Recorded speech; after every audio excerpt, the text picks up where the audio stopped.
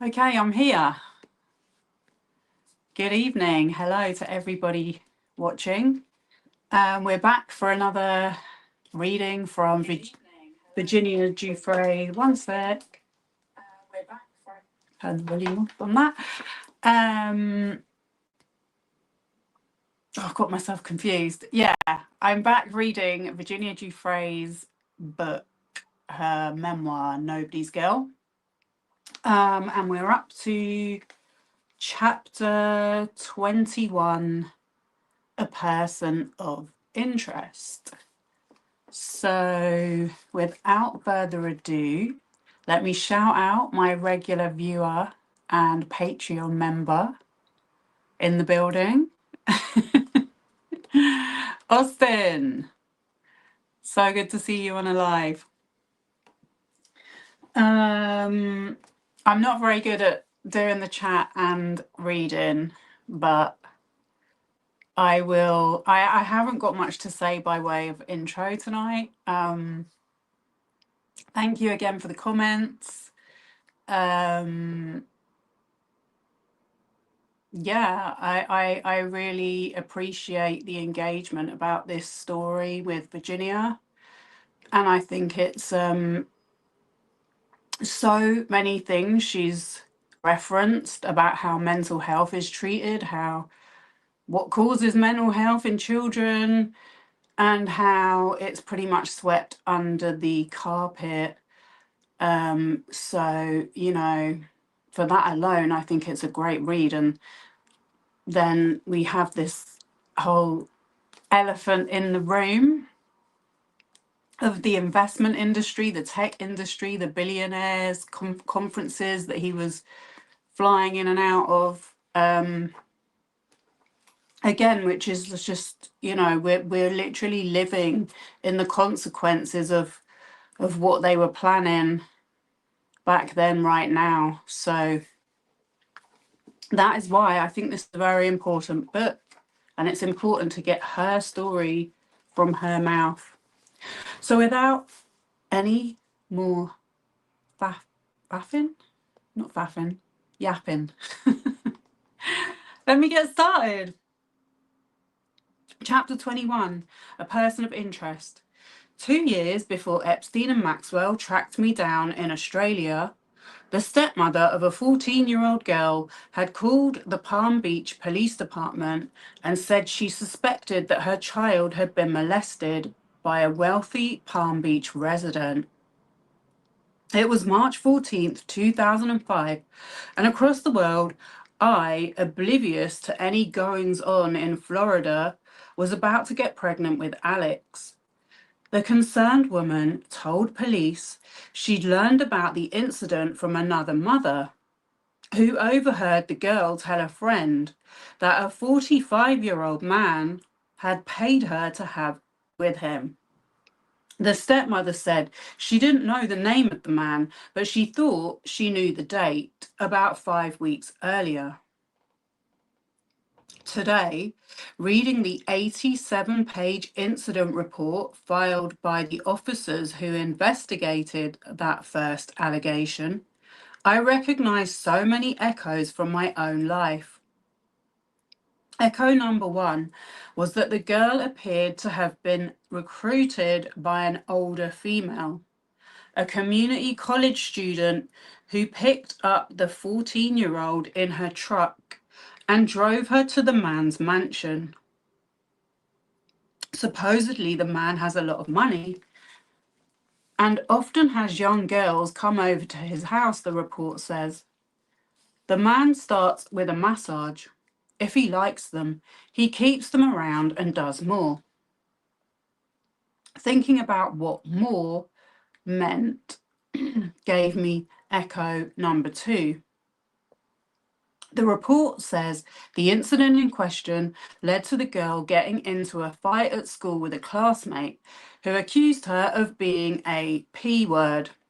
Somehow after that, the report says, the girl was involuntarily admitted to a juvenile education facility. You see what I mean? Because of disciplinary problems that recently escalated. There was echo number 3. Soon, so many more echoes emerged that I stopped counting. When the police interviewed the girl, she said the student who'd recruited her was named Hayley Robson. She said that Robson told her on the way to the man's house that if the man asked her age, she should say she was 18.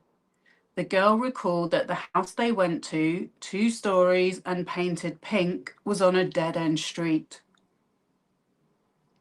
AKA, Epstein's house was painted pink, but then they painted it white. Because he said it was the color of beep. When they arrived at the gate, the incident report says the man was not there, but the girl and Robson were welcomed into the kitchen by an assistant who said the man would return soon. The girls were offered something to drink. When the man did return, the 14-year-old said he introduced himself as Jeff.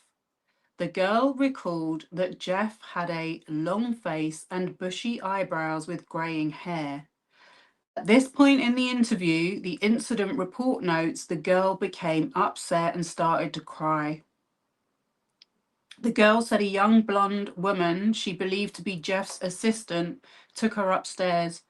She recalled walking up a flight of stairs lined with photographs to a room with a massage table at its center, the report says. There was a mural of a naked female in the room, as well as several nude photographs of women on a shelf. The assistant told the girl Jeff would be there in a second, and she left. Soon, Jeff walked in wearing only a towel and told the girl to take off her clothes. Jeff was stern when he told the girls to undress, she recalled. She didn't know what to do because she was alone with him. She took off her shirt, she said, but she left her bra on. Jeff told her to take off everything. She took off her pants, but left her thong underwear on. Jeff dropped his towel then, exposing himself, and got on the massage table face down. He told the girl to get on top of him, straddling his body, and to start massaging. Her exposed buttocks were touching Jeff's. Jeff was specific in his instructions to her on how to massage, telling her to go clockwise, the report says. At some point, Jeff flipped over and pleasured himself. He told the girl she had a really hot body. Later, Jeff used a purple vibrator to massage the girl's private parts.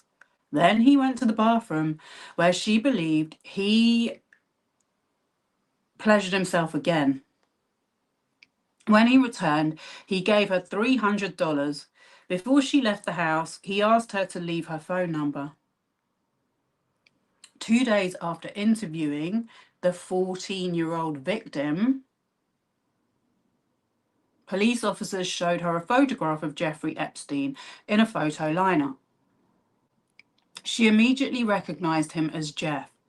The Palm Beach police initiated undercover surveillance on 358 El Brillo Way and began secretly collecting and analyzing the contents of its trash cans.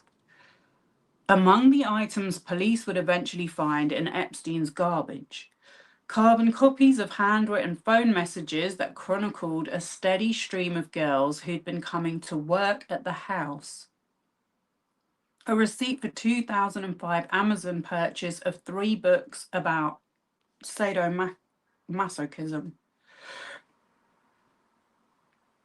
Why does that not surprise me?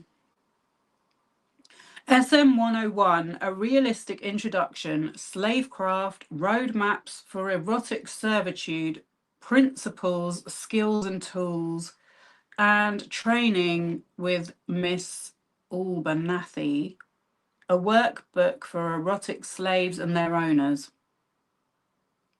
as well as numerous sex toys, including a purple vibrator that looked identical to the one the 14-year-old girl told police Epstein had used on her. It's funny how all these items were available on Amazon, isn't it? Over the next 13 months, investigators tracked down more than 30 victims. Each one seemed to lead them to at least one more, and interviewed them. The incident report obscures their names, but not their ages. Redacted also stated she was 16 years old when she first went to Epstein's house. During a sworn taped statement, Redacted stated she met Jeffrey Epstein over a year ago. She was 16 years of age. Redacted advised that when she was 15 or 16 years of age, she was taken to Jeffrey Epstein's house. An employee said Epstein routinely received 2 or 3 massages a day from different girls. Asked how old the masseuses appeared to be, the employee said he felt they were very young. I mean, 16 is incredibly young to be doing a full body massage on a grown man, even if it wasn't with the extras. The man recounted how they ate tons of cereal and drank milk all the time, like his own daughter, who was in high school. Almost every girl interviewed told a similar story. On her first meeting with Epstein, he'd say that he only wanted her to do things she was comfortable with. But over time, if a girl returned to the house, Epstein would push her to go further and further sexually. First, he'd ask for his nipples to be pinched hard. Then he'd pleasure himself. Then he'd try to fondle them and use toys on them.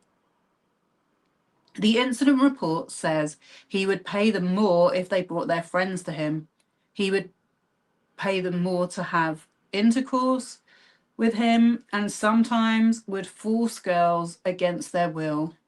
And he would pay them more to participate in threesomes with him. And an assistant, Nadia Markinkova, the girl I'd been forced to train before I left for Thailand. A particular line in one of the victim interviews jumps out at me. The echo too loud to ignore, and the threat still terrifying even after all of these years. Epstein had told at least one girl that she could not tell anyone what happened at the house, or bad things could happen. On October 20th, 2005, police executed a search warrant on Epstein's Palm Beach mansion, right under the noses of a New York decorator and an architect who were there planning a renovation. Police officers noted, I wonder why they were planning a renovation. Police officers noted that it appeared Epstein knew they were coming. It seemed computers had been removed from desks. Still, the incident report says officers seized the photographs of naked females so that many of the girl victims had described. The incident report says officers seized the photographs of naked females that so many of the girl victims had described, as well as the incriminating message pads that included notes to Epstein like this one, written after a call from his friend Jean-Luc Brunel. He has a teacher for you to teach you how to speak Russian. She is 2 times 8, 16 years old, not blonde. Lessons are free, and you can have first today if you call. Officers also seized a high school transcript of one of the alleged victims, a bottle of peach-flavored Joy Jelly lubricant, 2 hidden cameras placed inside clocks, and several body part shaped soaps. I hate those things, which were placed prominently in the bathrooms. In February 2006, investigators requested a grand jury session in which all the girls who had been interviewed would be called to testify. The goal, to seek an indictment against Epstein. But the incident report indicates that there were forces protecting Epstein from being brought to justice. The report notes that a lawyer for Epstein met with the state attorney's office and provided information about the main victims, including their MySpace profiles, where some mentioned alcohol and marijuana use. Wow. They were used, you see how this is now such a normal thing. And I know not everyone that's watching these videos watches my other videos, because I do make other videos. But one theme that I have focused on quite heavily in a lot of my videos is how the content economy is very reliant. And I mean, if you turn to any algorithm, you will be force-fed conspiratorial content. And the communities of these channels that put out this stuff, this is exactly what they do. This is exactly how they behave. They go and dig up stuff on people and try and shame them. But anyway, where was I? I just think it's wild because this is in 2005. Hardly anyone even used the internet then. It was just starting to get popular. But actually, I do remember having a MySpace profile, but I think it was in like 2007. So they were early. Right, where was I? Afterward, the grand jury was postponed. Translation, a smear campaign was underway. Yeah, that's what I was trying to say. So that is wild that they thought that because these teenage girls were posting stuff about alcohol and marijuana use on their MySpace, which no one even knew about then, that somehow discredited what they were alleging. Because it doesn't even matter. Like, that was clearly trafficking of minors. Wow, wow, wow. So it was a campaign of intimidation. The incident report notes that the father of the original victim stated there has been a private investigator. Here we go. This is another commonly used practice at his house, photographing his family and chasing visitors who come to the house. Detective Joseph Ricceri, who was then leading the investigation, soon reported that another victim told him she was personally contacted through a source that has maintained contact with Epstein. The source assured the victim she would receive monetary compensation for her assistance in not cooperating with law enforcement. The victim stated she was told, "Those who help him will be compensated and those who hurt him will be dealt with." The grand jury was rescheduled to convene over 3 days in April 2006, and Detective Ricceri served each victim with a subpoena. But on the eve of the proceedings, not a single victim had been told when or where to appear. Outraged, Ricceri went to the state attorney's office to confront the two prosecutors assigned to the case. In the incident report, he states that one of them said that Epstein had been offered a plea deal. Plead guilty to one count of aggravated assault with intent to commit a felony and receive 5 years probation, no jail time. Epstein would have to submit to a psychiatric sexual evaluation and no unsupervised visits with minors, the report says. While Ricceri was present, The prosecutor answered a phone call from one of Epstein's lawyers who said his client would accept the deal. Epstein's lawyer then requested that the grand jury be cancelled. Recarey couldn't believe what he was hearing. I explained my disapproval of the deal and not being consulted prior to the deal being offered, the detective wrote in the incident report. Still, later that day, someone in the state attorney's office called Recarey, he wrote, to officially notify me of the cancellation of the grand jury. He requested I contact the victims that had been served to appear to notify them of the cancellation.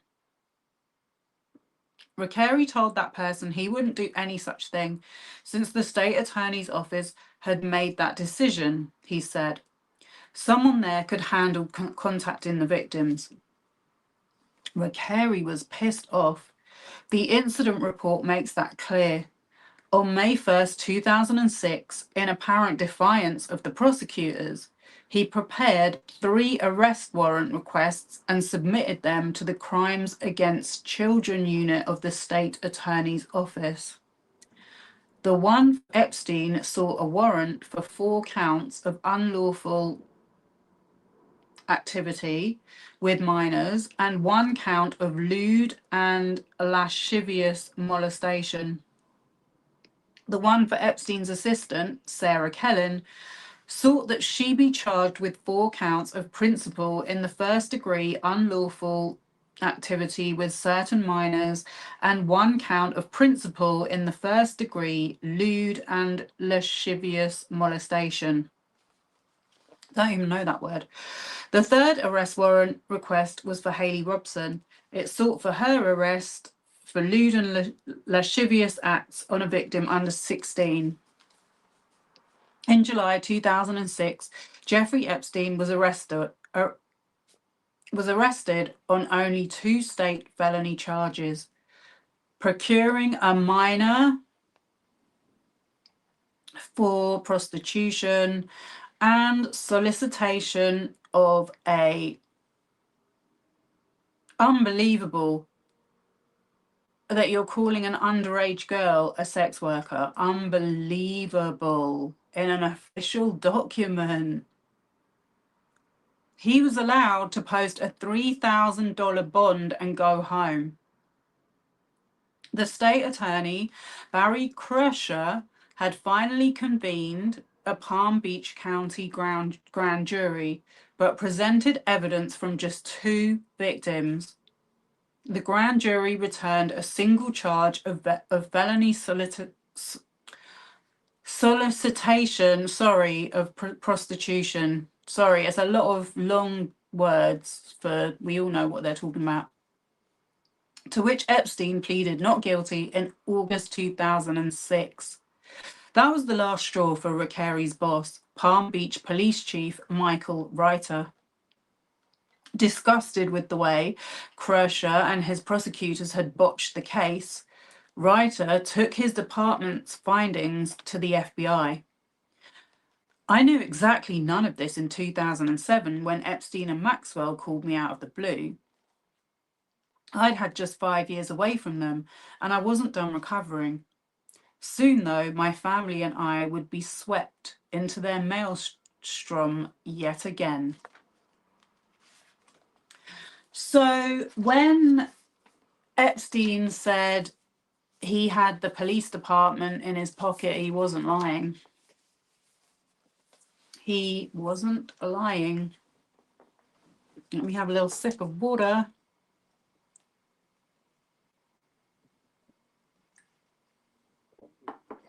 This is going to be quite a short one tonight, I think, but we are getting to the end of the book.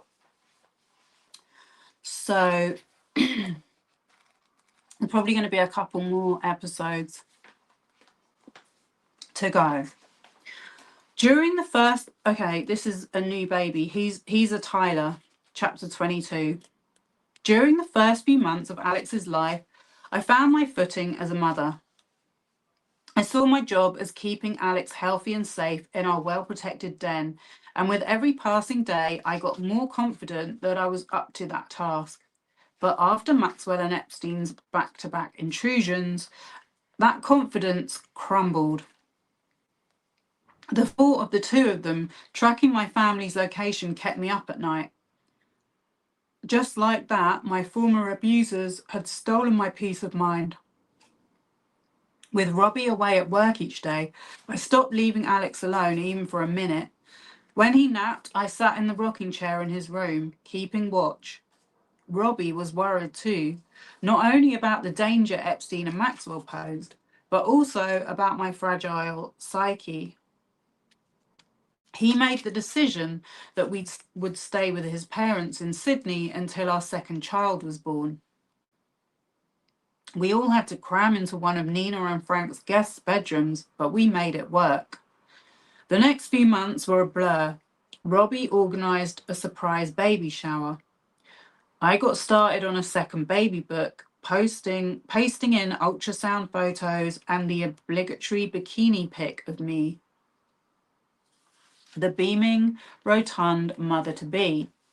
Then, in April 2007, 14 months after Alex's birth, I went to the hospital in Sydney and had another baby boy. He had strawberry blonde hair, just as I'd had as an infant. And for all the doctor's warnings, the paediatric heart surgeon wasn't needed after all. Our new son appeared completely healthy. Relieved as well as overcome with gratitude, Robbie and I could finally focus on choosing a name.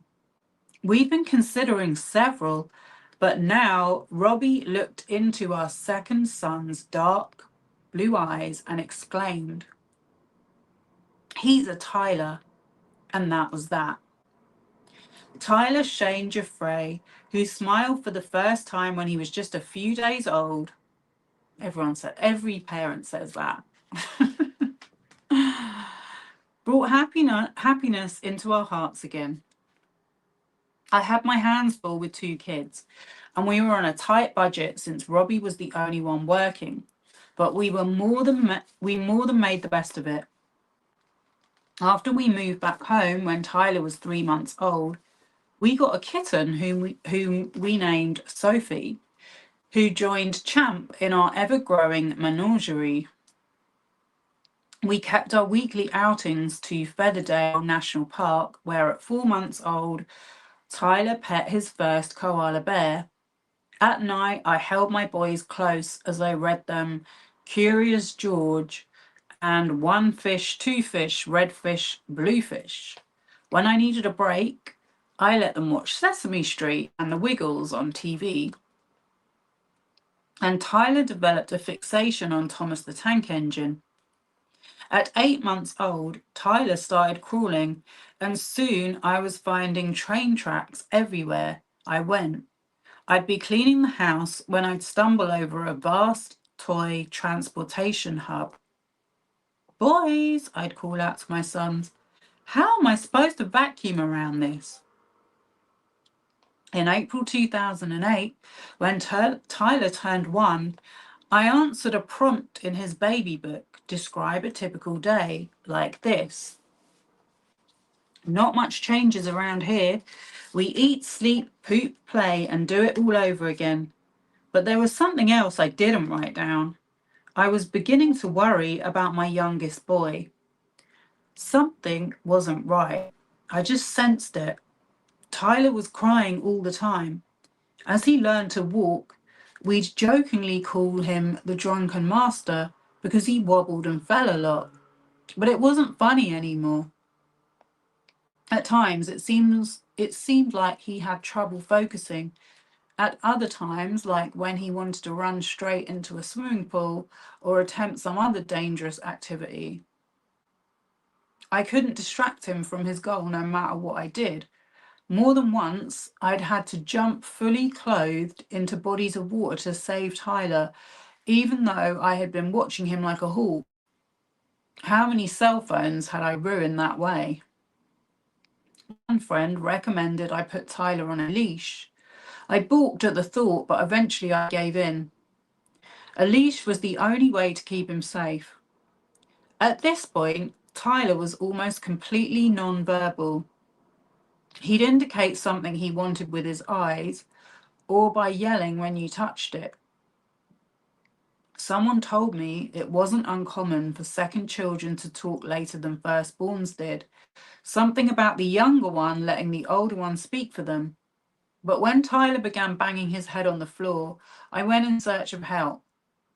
It feels like he just wants to be heard, but he can't get the words out, I said, guessing at what I thought my second son was feeling.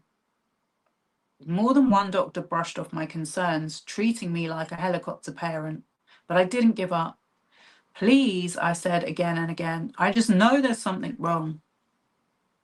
I enrolled Alex in a preschool near our home in Chester Hill, so I would have more time to focus on our youngest.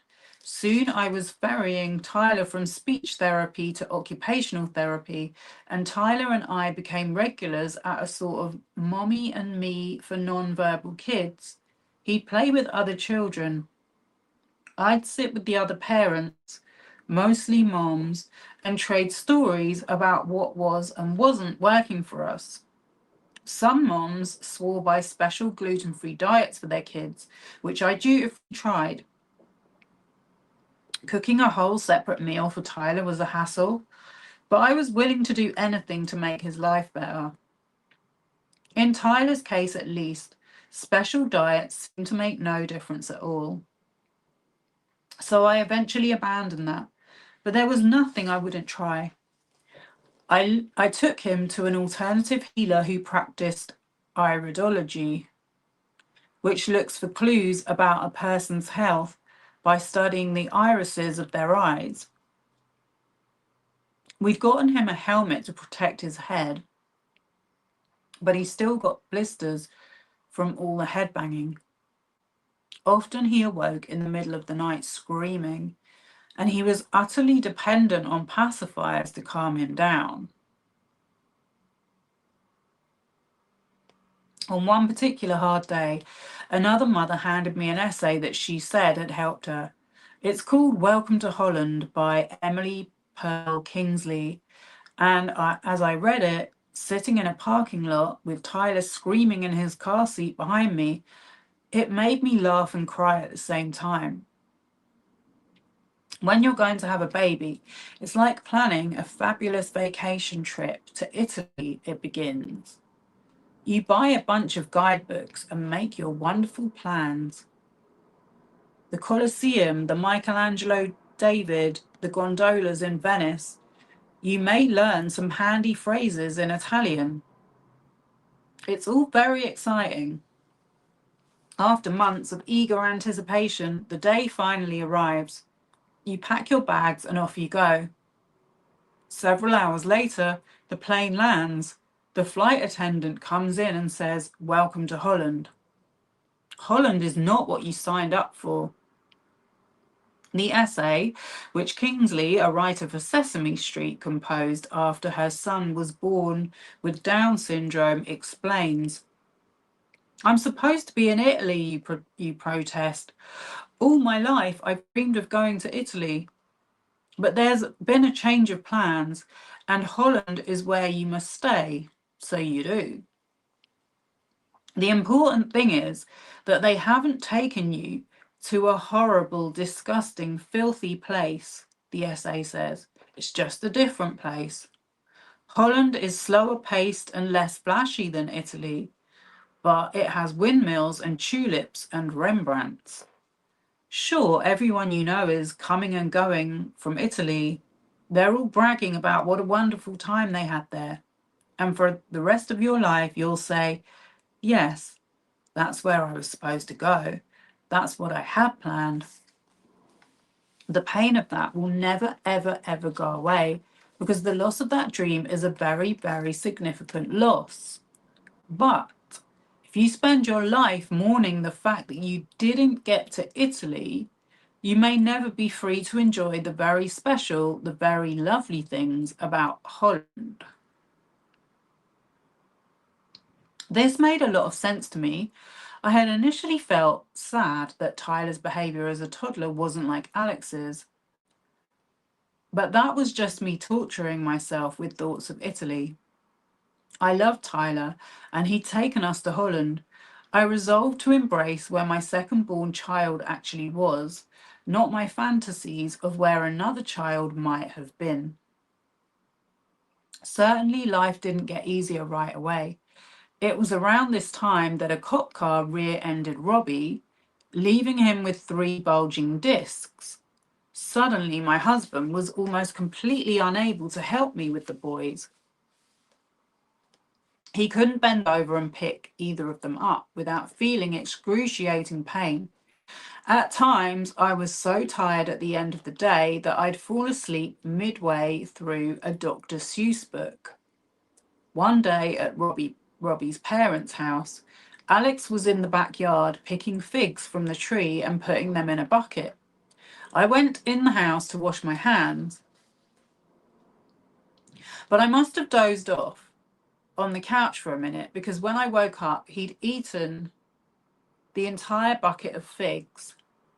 I won't spell out for you exactly what that many figs can do to a 3-year-old's digestive tract. You can imagine that for yourself. But the point is that I was tired. Many days, Robbie would come home from work to find one boy breastfeeding, the other in an automatic swing set that we called the Napomatic because it put babies right to sleep, and me in the middle at my wit's end. I'd shoot my husband a death stare that said, "You're going to die a horrible death for doing this to me." Robbie kept urging me to talk to a therapist as I was still having nightmares. I had consultations with more than one doctor, but didn't feel I clicked with them. Then a terrific counsellor who was helping me with Tyler pulled me aside one day. "How are you doing?" she asked. And the warm way she looked at me made tears pop into my eyes. This woman, her name was Elizabeth, would prove pivotal, not just for Tyler's well-being, but for mine. She and I became close, and for the first time, I started to examine in detail the events of my childhood. Elizabeth helped me understand how extremely damaging SA is for children. It wasn't just about sex, though that part of one's life was obviously impacted. It was about being so fundamentally betrayed, often made a person feel deserving of betrayal. Through that lens, I began to make space for the girl whose worst experiences I'd sought to erase. All those bad things that had happened that my rational brain knew weren't my fault, but that my emotional brain still felt shame about. Elizabeth also helped me examine another part of my past that filled me with guilt. When I recruited other girls to suffer as I was suffering under Epstein, she reminded me, I was caught in a system I couldn't control. I still blamed myself. I probably always will. But Elizabeth was the first to tell me about the importance of self-forgiveness.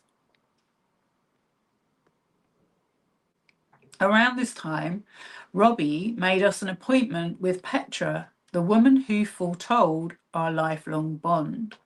He'd reconnected with her somehow and asked if we could both come to see her. Driving to meet her for the first time in October 2008, I didn't know what to expect. A woman with feathers in her hair and a scarf wrapped around her head. A mystic with cloudy eyes and a whispery voice. Oh, that was what she was imagining. As it turned out, when we knocked and she opened the door, I'm trying to center myself. I saw that Petra was just a normal looking woman in a floral skirt. She appraised me knowingly, then waved us into her modest home, indicating we should sit around her circular dining table. "So how are you?" she asked, and I could hear she had some sort of Eastern European accent. We told her we were well. Our two growing sons filled our lives with happiness. She nodded and reached for a pack of cigarettes. Fishing one out, she put it in her mouth, lit it, and said in her thick accent, "So how is your little girl?" Robbie and I looked at each other, then back at her. "What little girl?" Robbie asked. Petra turned her gaze away, concentrating as if she were fine-tuning her mental reception. Then she said, "You will soon be pregnant with a girl." I couldn't help but smile. I'd hoped we'd someday have a daughter, and Petra had been right before. Just after Tyler's second birthday, I discovered I was pregnant. I would get bigger this time, which I know many women do as they have more children. But looking back, I see that I was growing in lots of ways, stepping into my own power, both physically and mentally. I've read that carrying a baby to term takes about the same endurance as climbing Mount Everest. Well, I'd climbed that mountain twice now and was in the midst of doing it a third time. Despite Epstein and Maxwell's unwelcome intrusion, building my own family with Robbie and handling all the joys and struggles that came with parenthood was helping me regain my self-confidence, which is partly why I now began thinking that we should move to the United States. We'd spent so much time with Robbie's extended family, which I loved, but it only made me miss my brothers more. I nurtured fantasies of an extended reunion where all our kids could get to know each other. I began to lobby Robbie, and while he was skeptical at first, eventually he agreed that we could apply for tourist visas.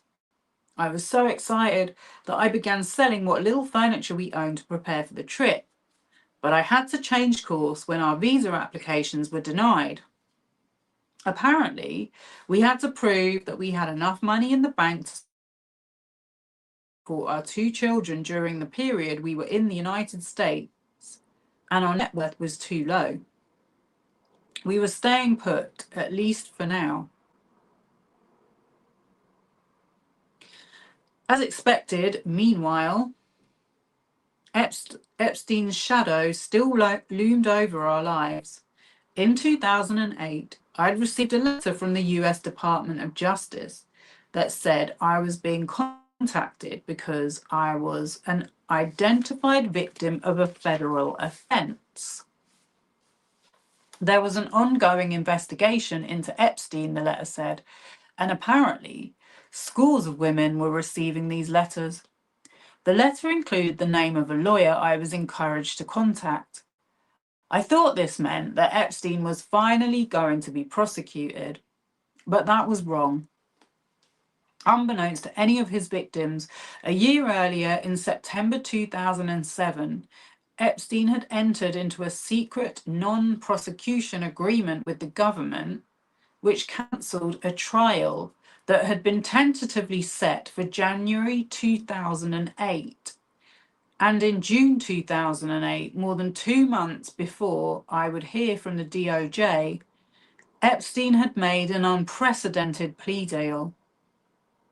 As part of that deal, the government had agreed not to punish his associates and conspirators, both unnamed and named, a list that included Sarah Kellen, Nadia Markinkova, and two assistants named Leslie Groff and Adriana Ross.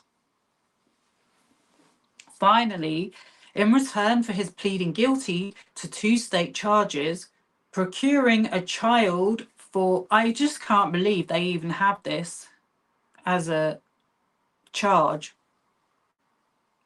procuring a child for prostitution and soliciting a prostitute.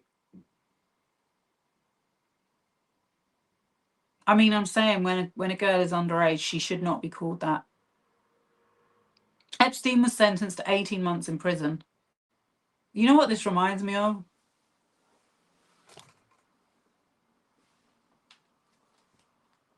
The Diddy trial. And Yeah, it's so interesting, isn't it? Because it could be as simple as these people were paid off.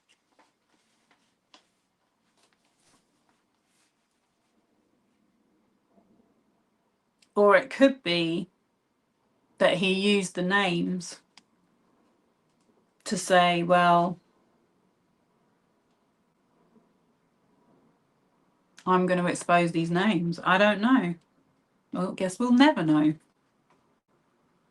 I only learned of the non-prosecution agreement after I contacted the lawyer.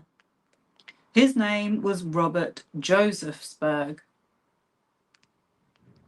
The DOJ had recommended to me.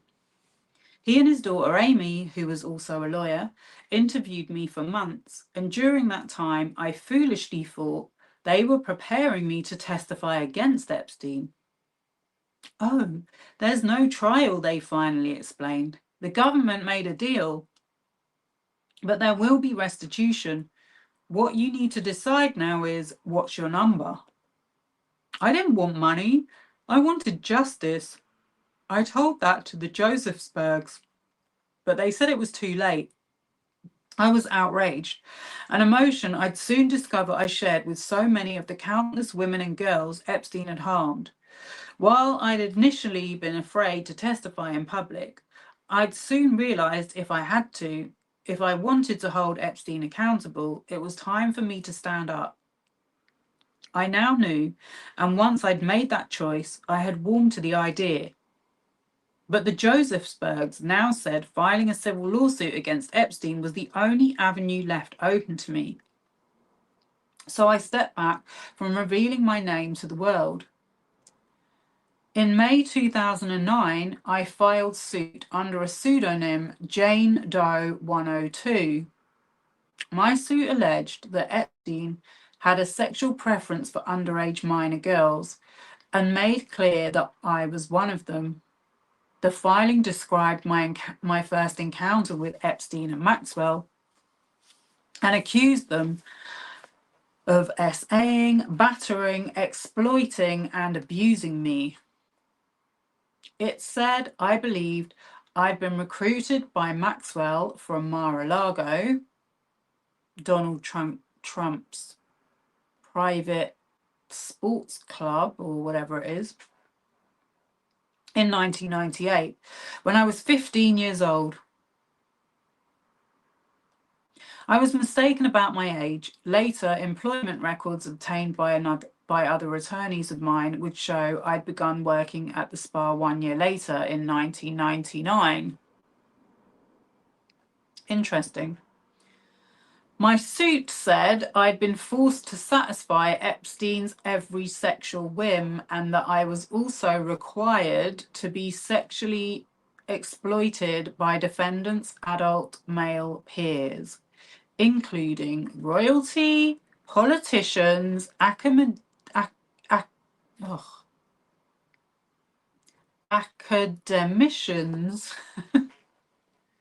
Academicians?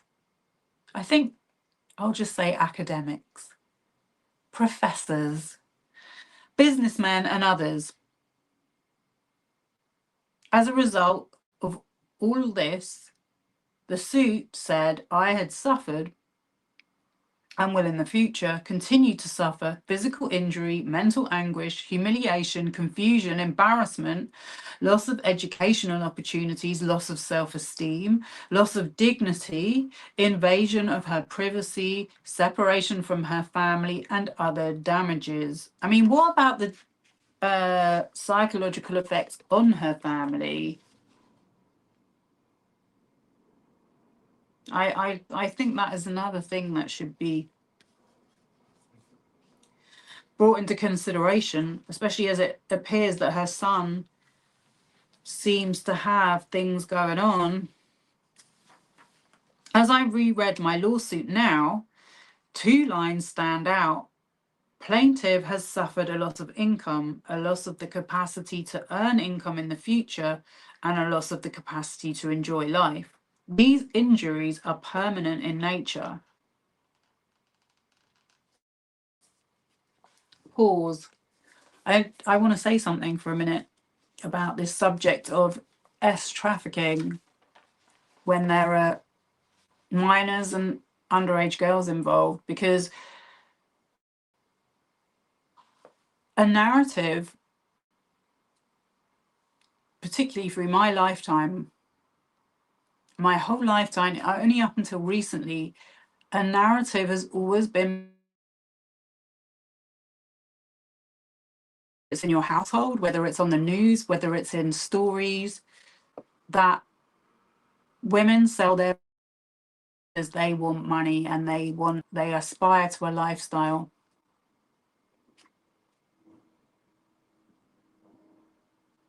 And I think it's false, because it's very clear from reading this that, yeah, she was earning a lot of money with Epstein, but then she knew how to survive and was happy without any money.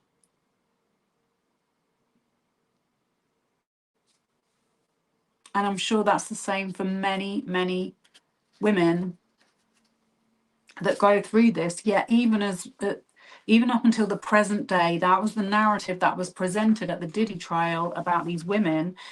And I even found myself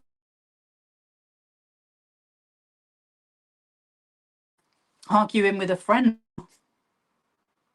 but she fell for the propaganda that the girls that were with him wanted a flashy lifestyle. And I kept saying to her, they weren't on trial. They weren't on trial. She's like, yeah, but didn't you read that text? Didn't you hear that text when she threatened violence if someone found out about the sex tape? And I'm like, they went through nearly 10 years of text messages in a relationship where there was so much drugs and violence, and they found one text that's now convinced you that she was as bad as him. But she wasn't like as young as these girls, but she was still pretty young. And also, it's not even about your age, it's about your level of mental maturity, emotional maturity, what you've been through. I don't think Cassie had been through much when she got with P. Diddy.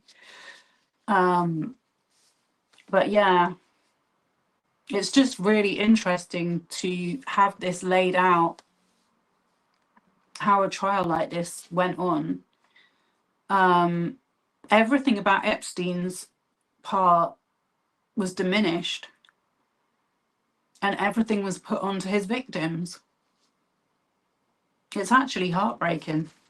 It's actually heartbreaking, because I don't see anything changing anytime soon, unless we as women, like, I called my friend out. I mean, it's difficult. She's still not quite got her head around it, but thankfully I saw her sister, and I said to her sister, like, can you believe this is her attitude? And her sister was like seeing it in the same way as me, so that gave me a little bit of hope, you know.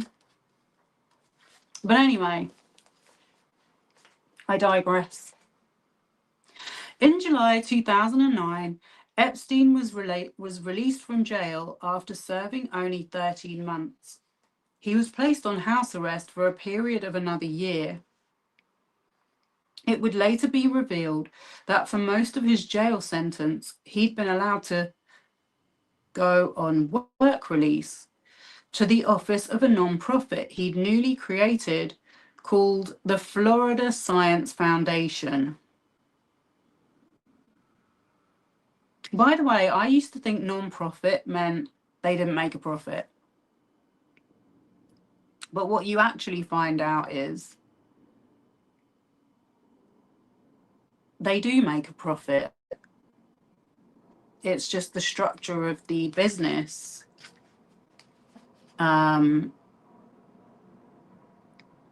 means it runs like a charity. So they can pretty much spend the money that they fundraise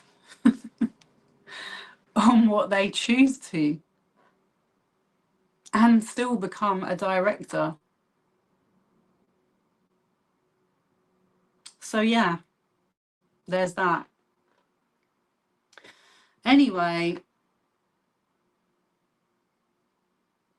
he was allowed to go on work release to the office of his non-profit, the Florida Science Foundation.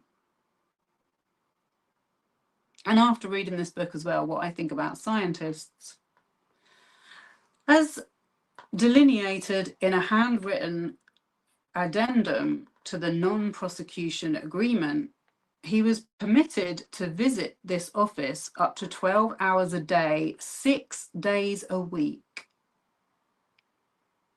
He continued to molest girls there, and after he got out of jail, he dissolved the foundation. After that, his period of house arrest was equally lax. He was allowed frequent trips to New York and getaways to his private island. No wonder he showed no signs of being chastened by his time behind bars. I mean, it wasn't really behind bars, was it? In late 2009, Epstein kept up his self-justifying narrative in a 22-minute conversation with George Rush, the gossip columnist for the New York Daily News. Rush taped it and much later described Epstein's spiel to Vanity Fair. It was just this kind of self-serving rationale for how he had been tormented by the lawyers for these girls whom he characterized as these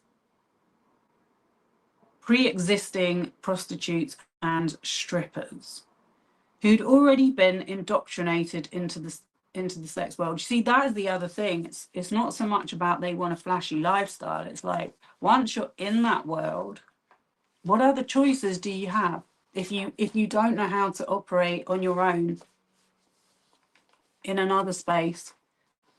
You know, it's that part.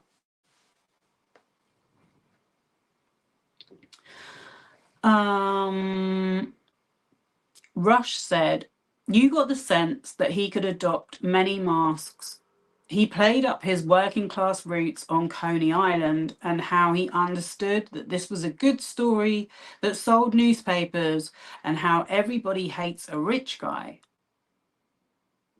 He basically said, I get why this is a good story for you, but I think a better story would be how these con artist lawyers are abusing the legal system.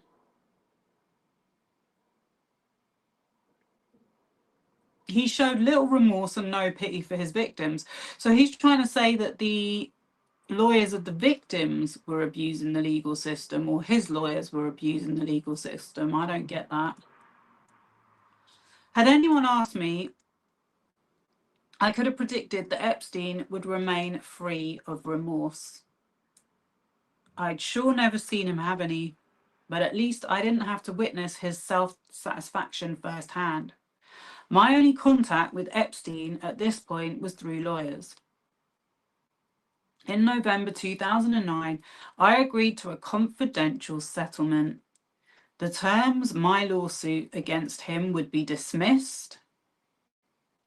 We would both keep the settlement secret, and Epstein would not contact me again.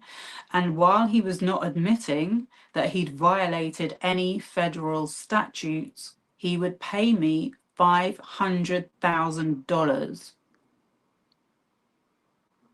That was the number I'd named, and I've since been told it was far too low. I'd chosen the amount after looking at the average home prices in our neighborhood. Later, I would learn that at least one victim was paid 10 times what I was, but back then I simply didn't know how to ask for more.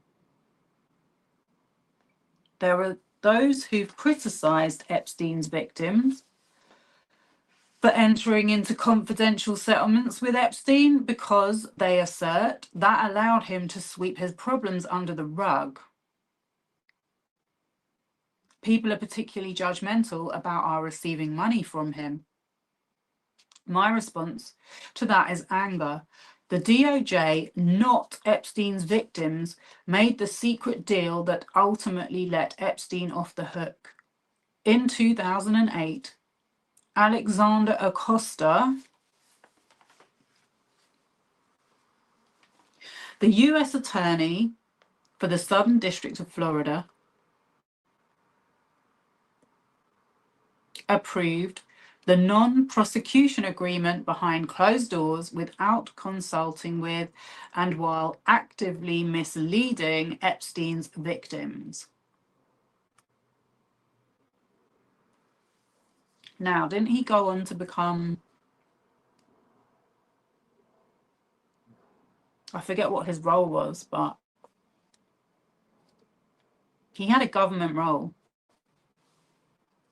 I have a feeling it was something to do with employment, which is, I could be wrong. This is American. I think I know more about American political history than I do about my own country these days. It's just the level of corruption is spectacular. Spectacular.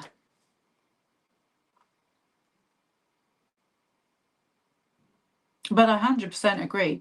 They literally took the focus off of Epstein and his crimes and put it all onto the victims. Same as they did with Michael Jackson, which had happened before this. Afterward, those of us whom Epstein had abused were told that was the end of it. Epstein wouldn't be prosecuted, no matter how much we wanted him to be. We were also told that extracting money from him was the only way to punish him. Remember that it was the DOJ that connected me with a lawyer so I could sue. But here's the real reason I'm angry at those who judge victims who settle. All that legalese in our lawsuits about pain and suffering and mental anguish, those things are real. And getting treatment for them costs money. When I settled with Epstein, I had a little money for the first time in my life. After years of scrimping, of buying secondhand furniture, driving used cars, and Xeroxing baby photos instead of ordering extra prints, Robbie and I could now buy our first house. We found a brick 3-bedroom in the suburb of Glenning Valley, about 2 hours north of Sydney. Epstein had taken what was left of my childhood, but now a tiny fraction of his immense fortune was going to ensure that my children grew up in their own home.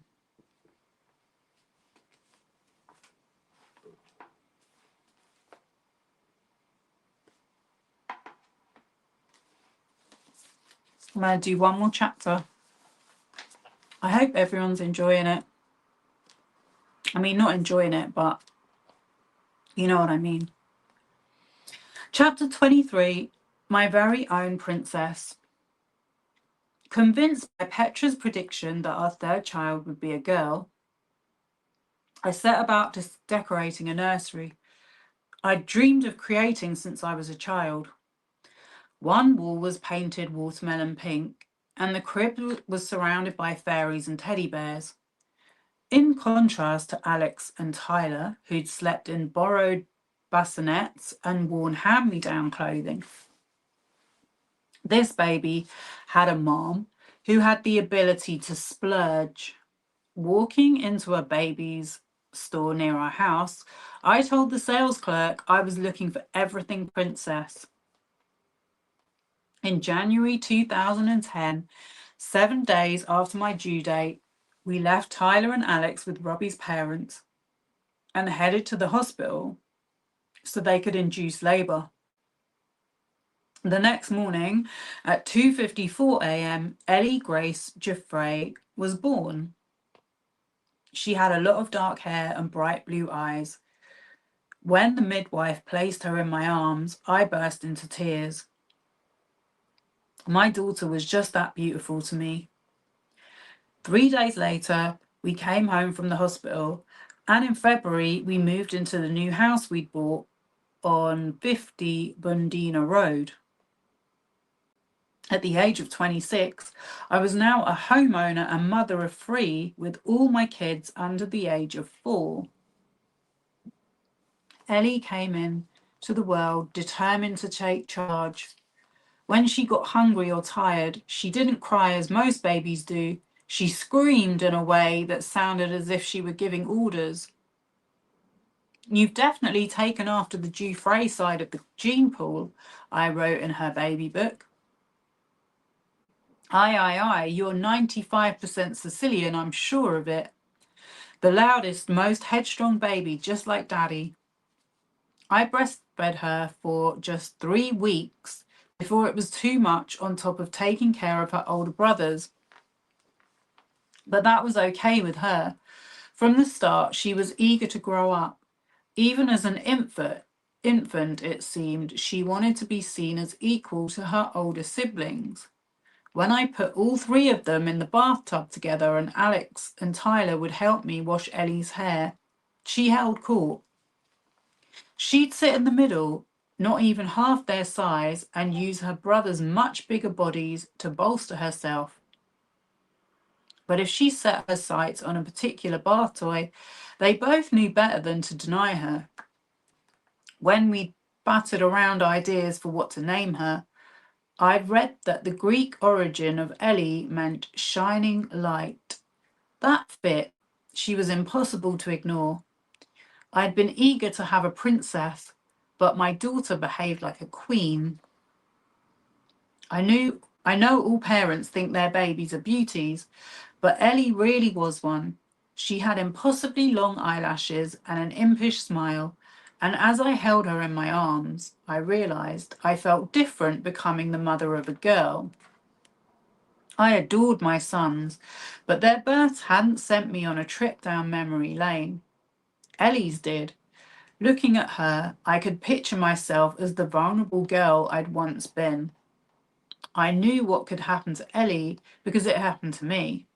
From the start, having a daughter changed me, awakening something fierce deep down inside. I began talking to Robbie about wanting to do more to stop powerful men like Epstein from victimizing others. Ever since I'd met the lawyers who'd filed my civil claim against him, anger had been building inside me. For so long, I'd tried to forget, to throw my memories in the back of the garbage can in my head. I wanted to move on with my life, to move past those memories, I told Robbie. But you know what? They won't go away. And now Epstein has gotten away with everything, and I'm pissed off.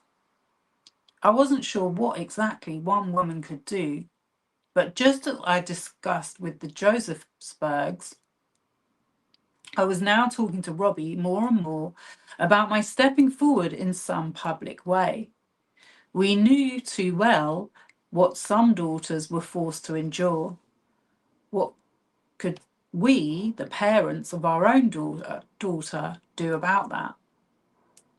I remembered how Ruth Menor, my childhood mentor, had started her non-profit Vincromos with just one horse.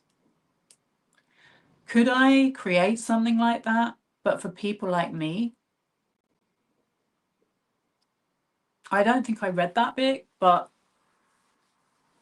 because I kind of missed out the details of the abuse that she suffered under her parents, because it was just too much. But she went to work at this woman's non-profit place, which was like a sort of sanctuary for, I mean, this is kind of what a non-profit should be, where it's actually doing something within the community. So it was kind of like a sanctuary for animals and victims of abuse to like be soothed by the animals. And that was kind of what led to her interest in animals, and she wanted to become a vet, I think, at one point. Could I create something like that, but for people like me? Sometimes, after the kids were in bed, Robbie and I would whisper our fears and hopes to each other before falling asleep. Increasingly, I was feeling I needed to play a more active role in holding those who had abused me accountable. At the same time, I was trying to heal the rift with my father. I know that may sound counterintuitive or even insane, that at the very moment I was pondering how to be more assertive in taking on predators, I was reaching out to the first man who had preyed on me. I now know that it is common for survivors of abuse to try to fix their pasts by continuing to engage with their abusers. But I didn't know that then. All I knew was that I wanted things to be okay with my dad and with my mom too. Just before his granddaughter turned 3 months old, in March 2010, my dad came to Australia for a second time. Oh my God, the first time he thought it was really funny to put a beer bottle next to one of the babies, or to make it look like they're drinking out of the beer bottle, and refused her mother-in-law's food. But she's invited him back for another trip. Okay. My dad came to Australia for a second time to meet Tyler and Ellie, but this visit was rockier. Knowing my dad was good at fixing things, I suggested he and Robbie build a deck around the tiny pool in our backyard, and that kept the peace for a few days. Robbie's birthday was coming up, and I was determined to get him a small fishing boat because he told me how much he loved fishing as a kid. So I asked my dad for help picking out the right boat. So far, so good. But then Dad started crossing little lines. I tended to avoid his touch, but he would come up to me in the kitchen while I was cooking and try to hold my hand, or would insist on dancing with me. Robbie was seething. I wouldn't do that with my daughter, he said through gritted teeth when we were alone. I didn't defend my dad, but I asked Robbie not to make a big deal of it. Then one night, my dad started showing us, oh my God. This guy has been on TV talking about her. My dad started showing us explicit photographs on his phone. Why would you do that? The people in the photos appeared to be adults, but the images were still disturbing. Seeing my father smirking and trying to get me to look, Robbie completely lost it. I mean, to be fair, I'm not surprised. Why are you showing naked pictures to my wife? He demanded. And when my dad got huffy, Robbie went off. I know you're an effing file and you need to get out of my house. Were it not for me standing in the middle, they would have hit each other. Robbie was screaming, and my dad was screaming back, refusing to retreat. Finally, I took hold of my dad's arm and dragged him to the front door.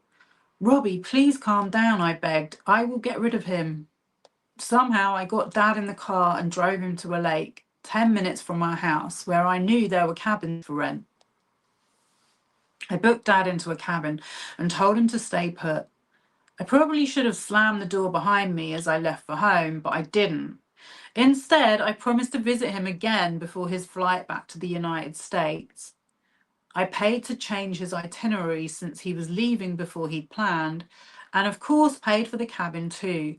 I guess I was still trying to prove that I was a good daughter. Even then, I needed his approval. Only after Dad finally left did Robbie and I breathe easier.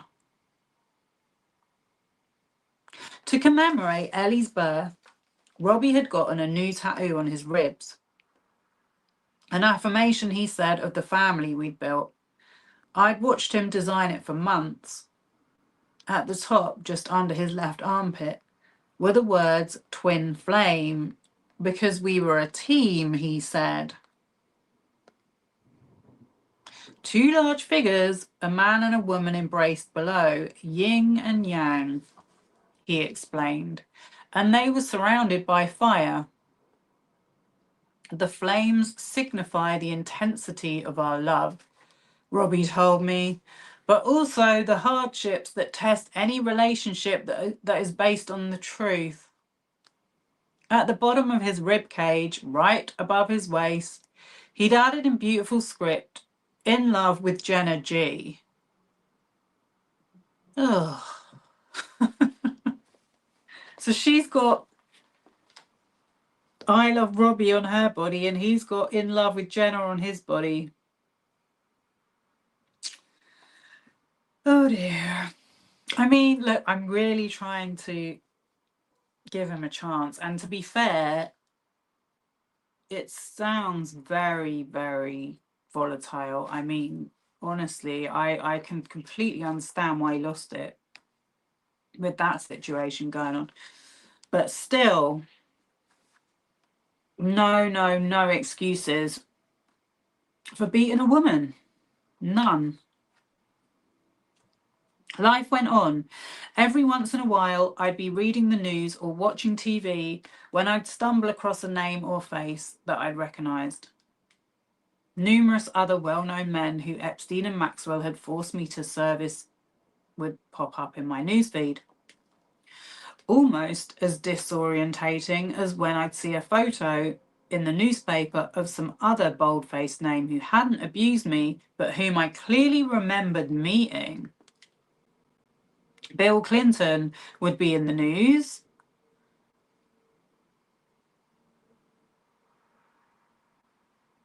See what I mean? I think Bill Clinton was hugely relevant to this whole him not being trialed properly.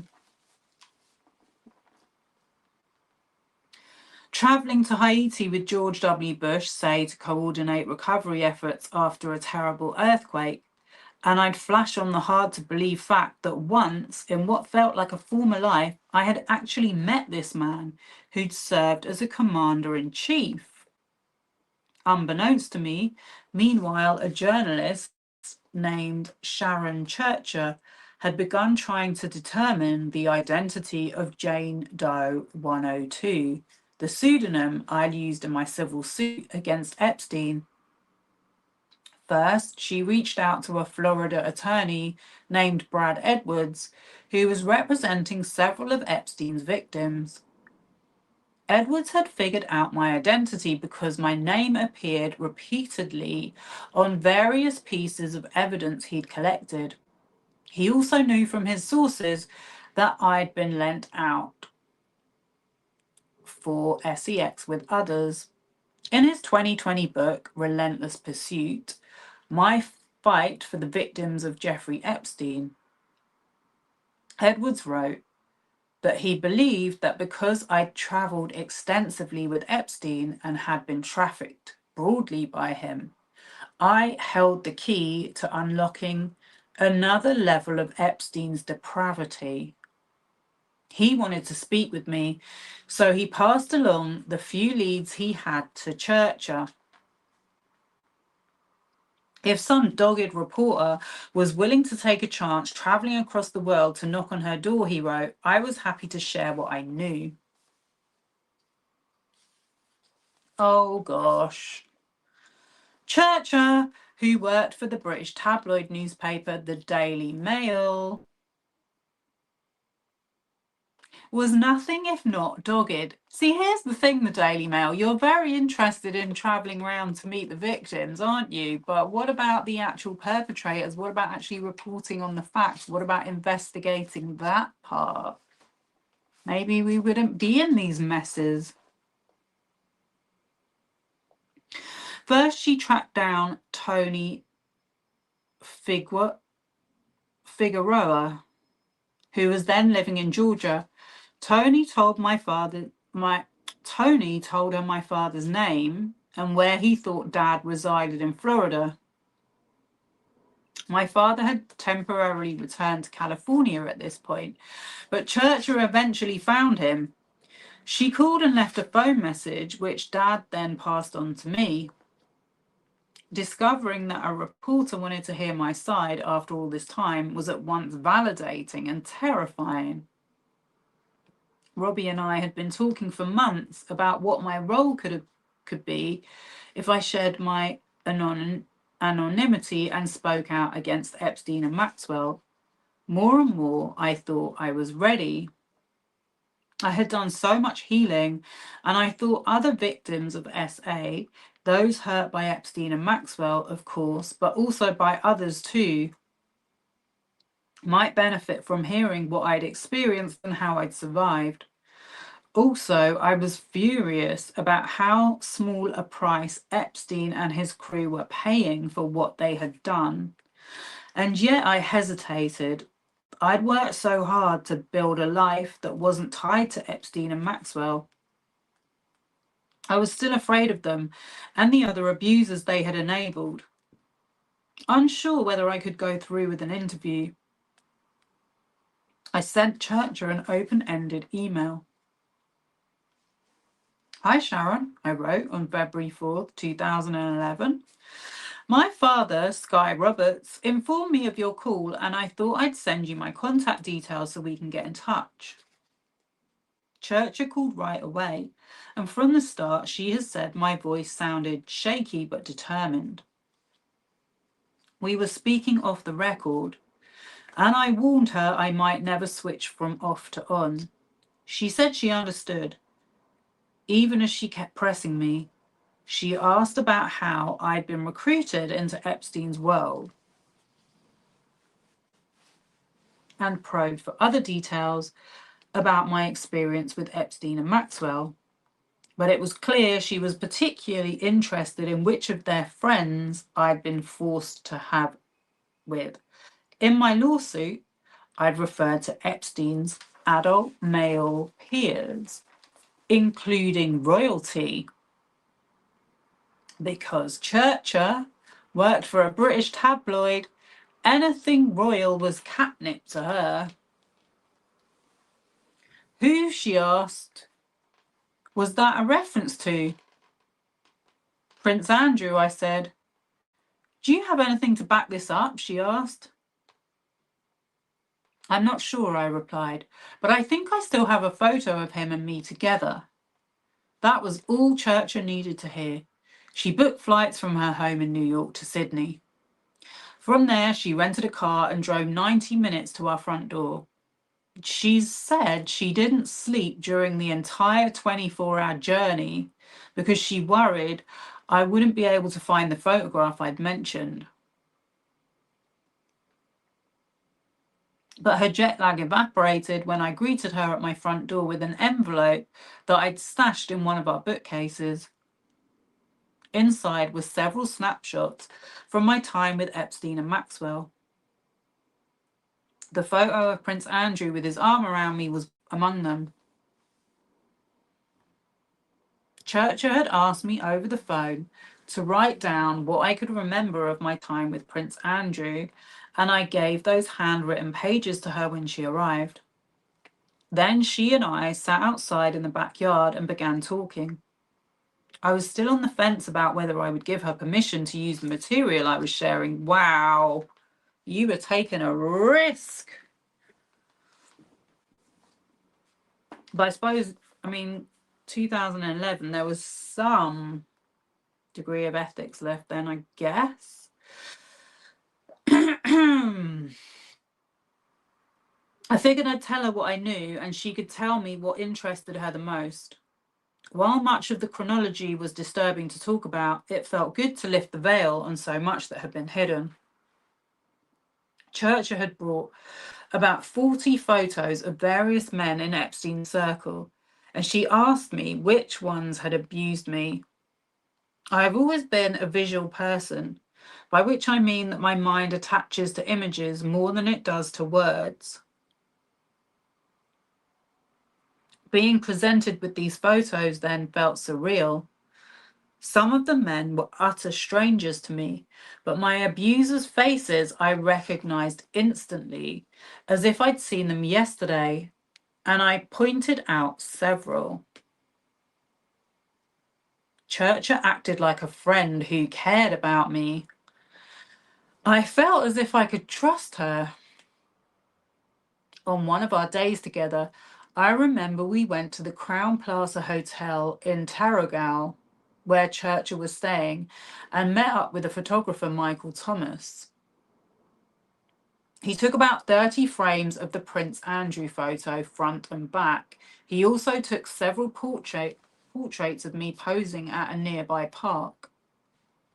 Still, however, I wasn't sure I would give my permission for the Mail to publish either my story or my likeness. Robbie and I saw both the pros and cons of letting the Mail run my story. It galled us how Epstein had gotten off nearly scot-free, but we both knew our lives would change forever if I revealed that I was Jane Doe 102. I told Churcher that I had already seen shady characters hanging around our house and that I believed Epstein had sent them to intimidate me into staying silent. The stalkers had had this desired effect. I was scared. I didn't want to let Epstein win, but I couldn't decide what to do. Then I stumbled upon a photo of Epstein walking in New York's Central Park with formerly Prince Andrew. Another British tabloid, News of the World, had taken the photo after a days-long stakeout, and on February 20, 2011, they published it for the first time under the headline, Prince Andy and the Pedo. Soon the photo was being reprinted around the world, including in the former British colony where I lived, Australia. Now I've got a little theory about that photo, which I've had for ages, but I've never heard anyone say it, and it is a theory. But my theory is that Epstein can't remember what the word is.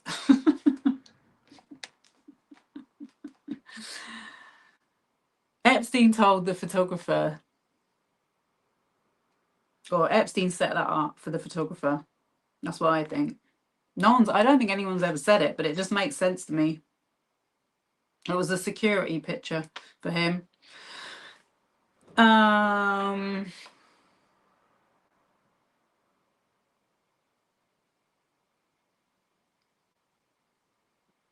I was, of course, revolted to see two of my abusers together out for a stroll, but mostly I was amazed that a member of the royal family would be stupid enough to appear in public with Epstein.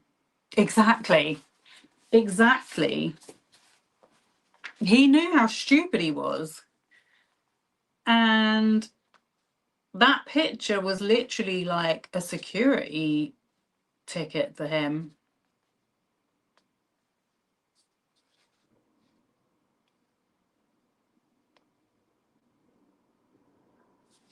When Maxwell had first arranged for me to have sex with him in London in 2001, Epstein was still largely concealing his predilection for young girls behind closed doors or on his private island.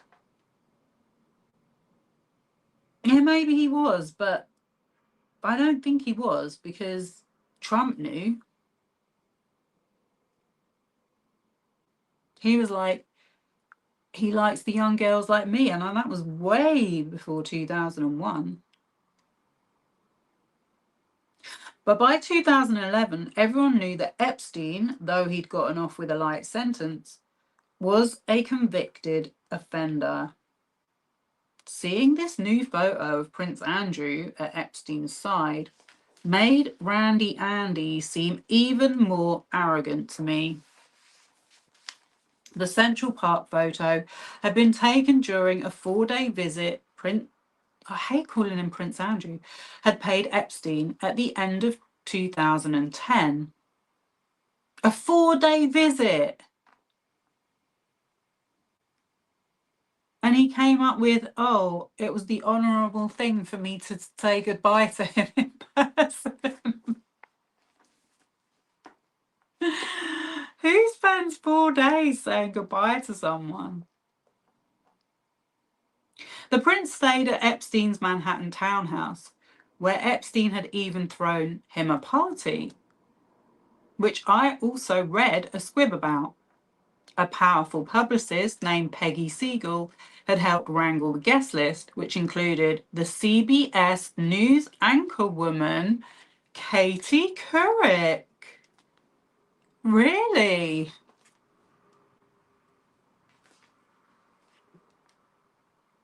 How interesting.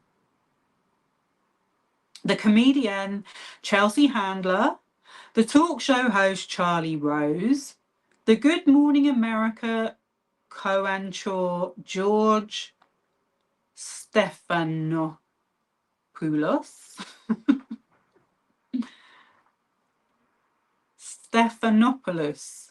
George Stephanopoulos, the director Woody Allen, and Allen's wife, the daughter of his former partner Mia Farrow, Soon Yi Previn. What a lineup. Katie Couric, though, the only reason why I know of her is because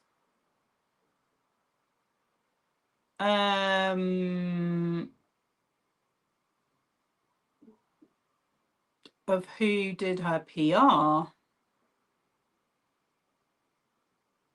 Anyway, and who her lawyer was recently, which was Brian Friedman. The 1-2 punch of the photo in Central Park and the details of that A-list party knocked me off the fence I'd been straddling. I told Churcher I'd go on the record. Her first article, based on our interviews, ran in the Mail on Sunday, on February 27th, 2011, under the headline, Prince Andrew and the 17-year-old girl. His ex-offender friend flew to Britain to meet him. Oh, I totally messed that up.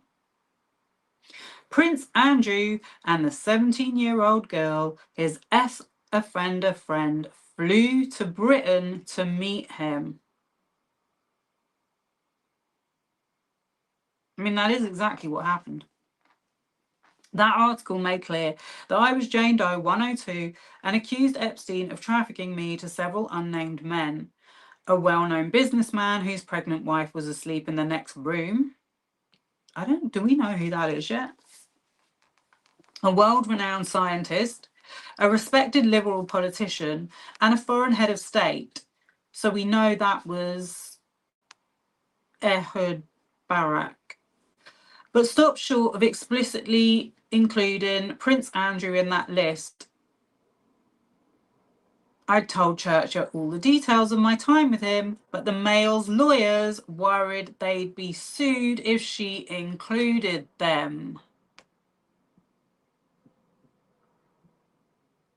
Instead, Churcher repeated my lawsuit's claim of my having been trafficked to royalty, then described everything about my first meeting Andrew in London, except the intercourse.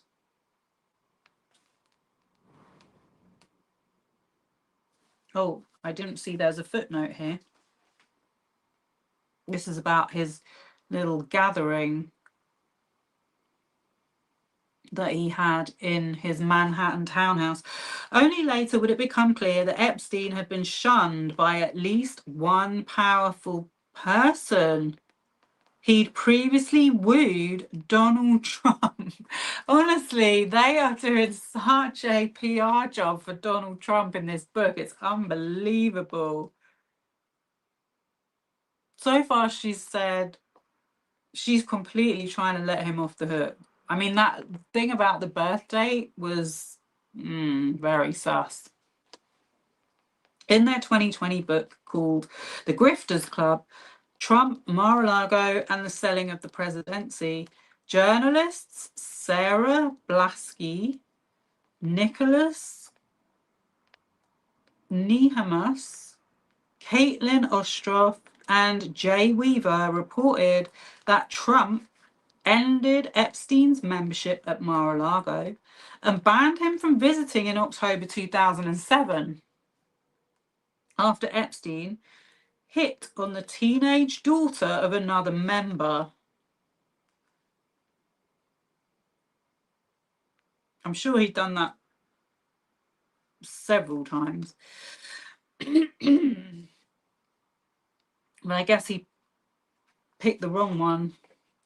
That was a month after Epstein had entered into the secret non-prosecution agreement with the government, but 8 months before he made a plea deal.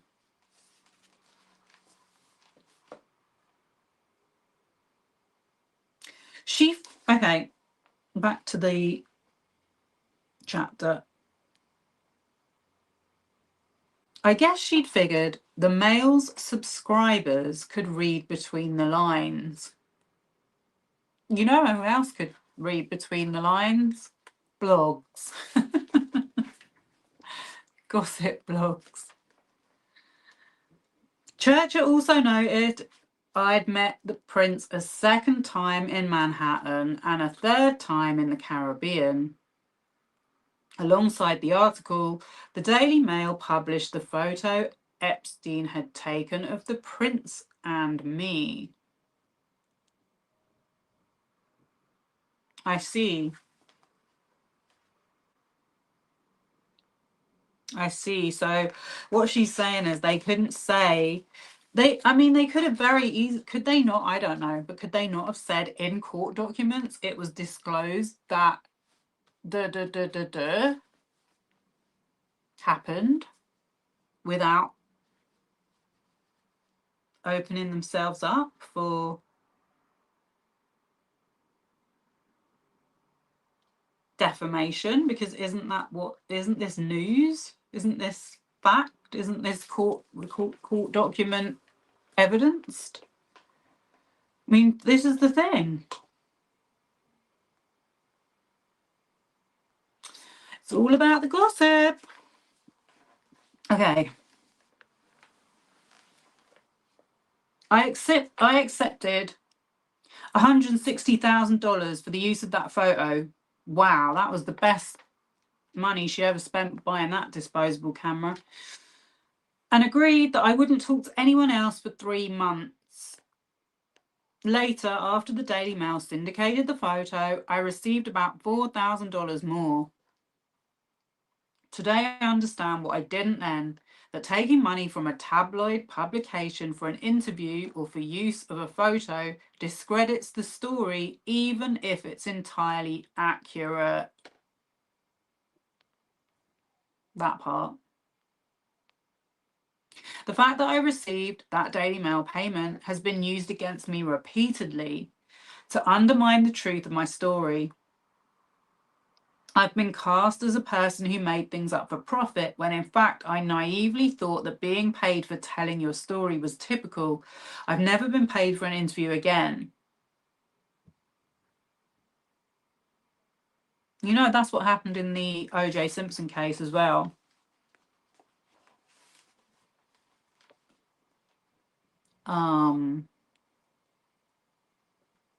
It's so wild when you look back at the history of your life, the history of stuff you've read about, with this new renewed perspective of how this stuff is all manipulated. It really is wild, and it's always the woman, the witness or the victim that is the scapegoat every single time, nearly. Reading that first story Churchill wrote was hard for me. On the one hand, the tone of the piece sometimes made me sound as if I loved being in Maxwell and Epstein's rarefied world. I was quoted talking about the jewellery Epstein bought me. Of course you were. Diamonds were his favourite, and I was described as delighted, a word I'd never used, to be asked to travel with him. The Daily Mail got a word wrong? Never.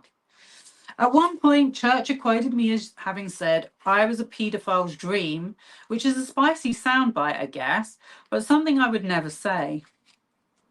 On the other hand, though, it felt good to be standing up for myself. I told the story of how Maxwell recruited me at Mar-a-Lago, and I'd made it clear that she was a key player in Epstein's sexual pyramid scheme.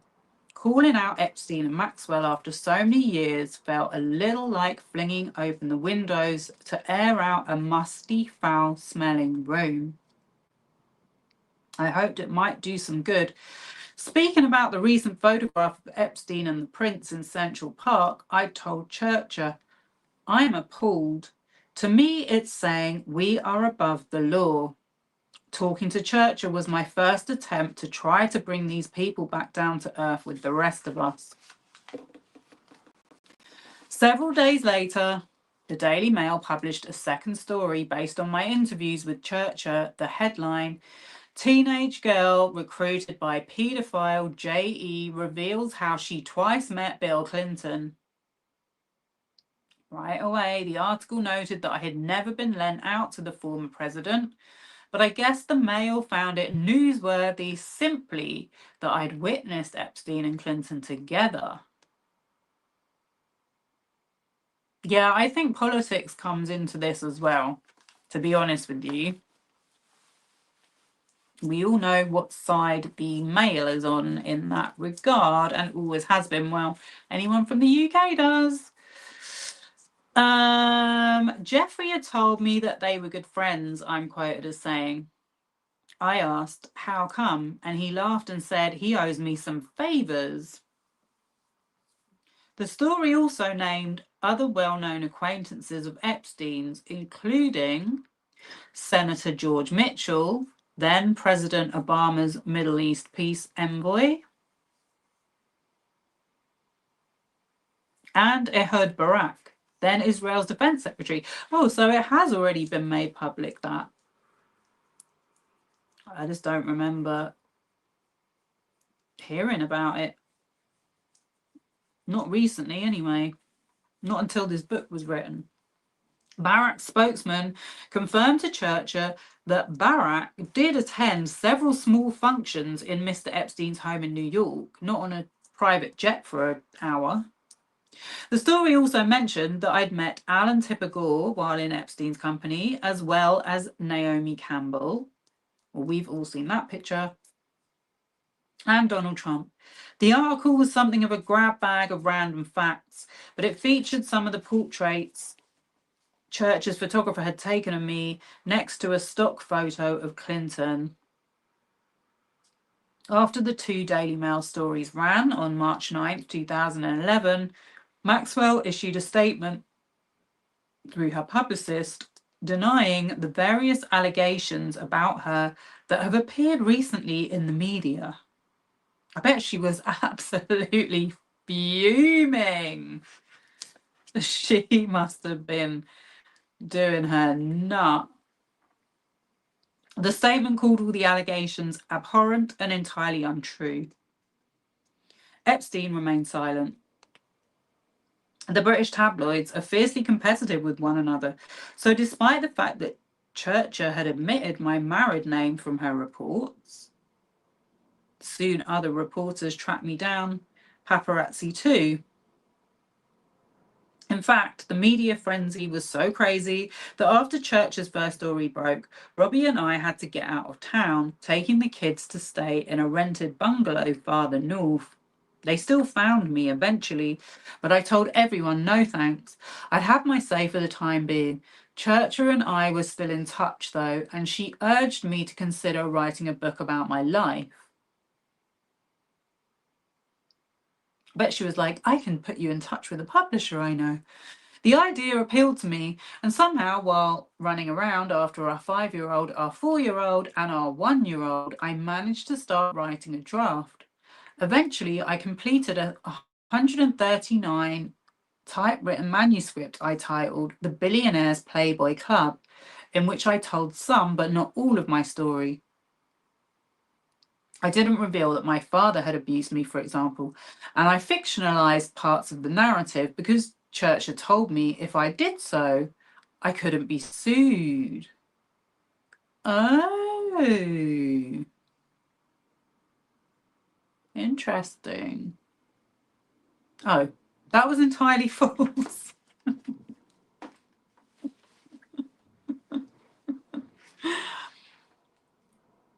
Scrap that bit.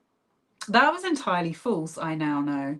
But this accounts for why some details in the manuscript, which was never published but which later became part of the public court file, do not align with what actually happened. I wrote that my third encounter with Prince Andrew, for example, occurred at Zorro Ranch, not where it actually occurred, the Caribbean. I changed those details on purpose, thinking wrongly that I was protecting myself. The other thing about books, is they are fiction at the end of the day. So I always think it's best to take any book with a little pinch of salt, even this one, because if it was literally like unembellished, it might be quite boring and might not read well. I'm not saying that anything in here is not verified because we already went over that, but you know what I mean? It's like anything, you've got to take anything with a pinch of salt. Some critics have used my 2011 manuscript just as they used the fact that I accepted payment from the Mail to imply that I was telling my story or exaggerating and making things up to profit from the misery. I imagine she was very the opposite of exaggerating. Instead, my goal was and always been to try to free myself of some of the memories that haunted me, while also focusing on the wrongdoing of my abusers, just as the teenage me had when I was journaling at Growing Together. The adult me felt better when I grabbed hold of the memories that ricocheted inside my head and got them down on paper. I mean, the saddest thing about it is that you shouldn't be ashamed to have to say that stuff if it happened to you. That's the worst thing. There should be no shame. There should be no shame. Back in 2007, Palm Beach Police Chief Michael Reiter had taken his department's findings about Epstein to the FBI. As I've said, I soon heard from someone I thought me might be posing as an agent, but I heard nothing more after I hung up on him.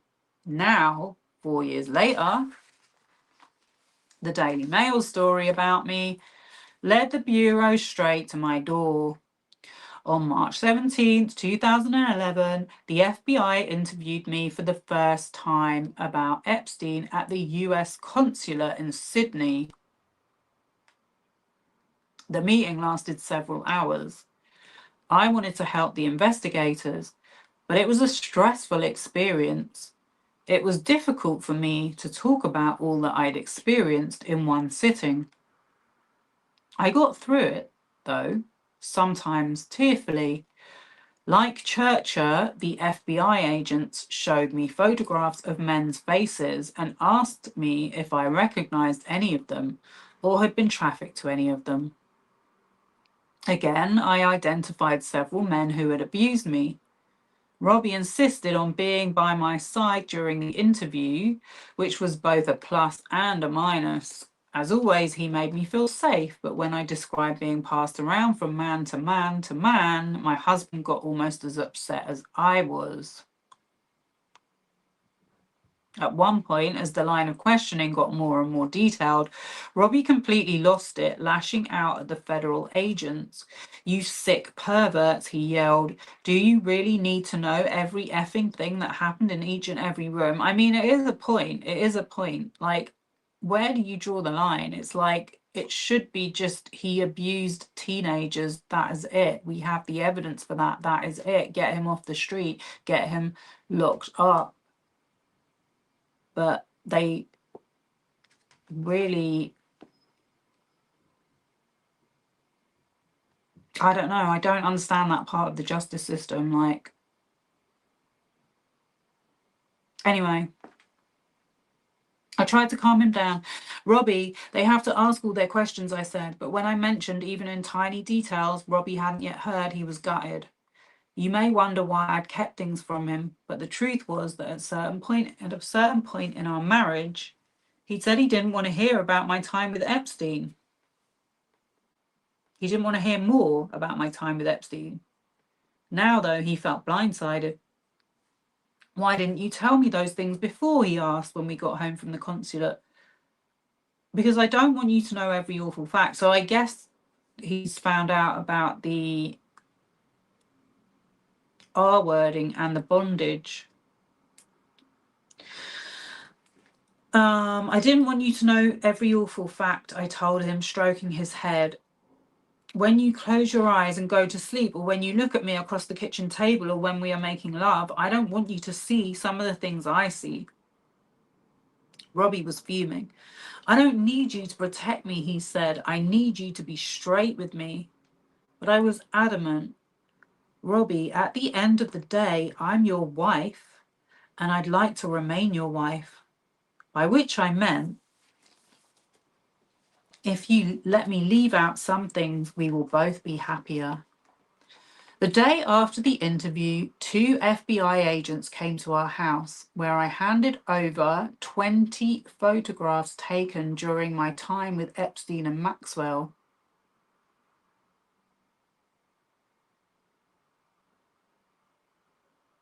I knew it was going to say that. The photo with Prince Andrew was among them. I also gave them the massage certificates I'd received in Thailand from ITM. The FBI would later send me a compact disc with digital copies of all these items, but I would never get any of the originals back.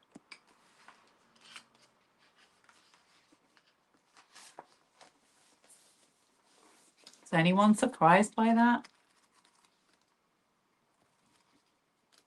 Right, tonight's been a bit of a heavy one, so I'm going to leave it for tonight.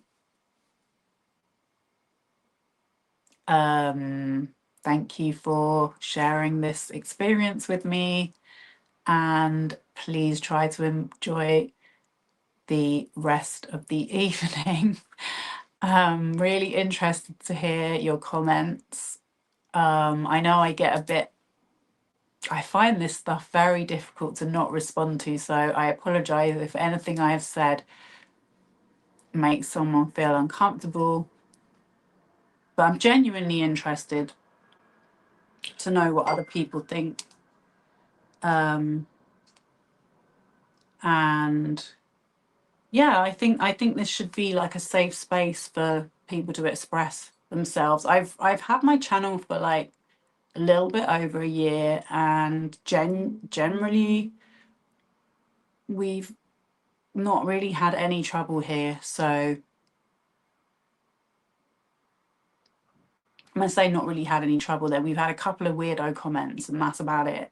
Like, so yeah, that's what I'm trying to do. I'm trying to like maintain that. I'm trying to sustain that vibe in this space. And yeah, hope that was helpful. Please like and subscribe, and have a lovely evening, and I will see you next time.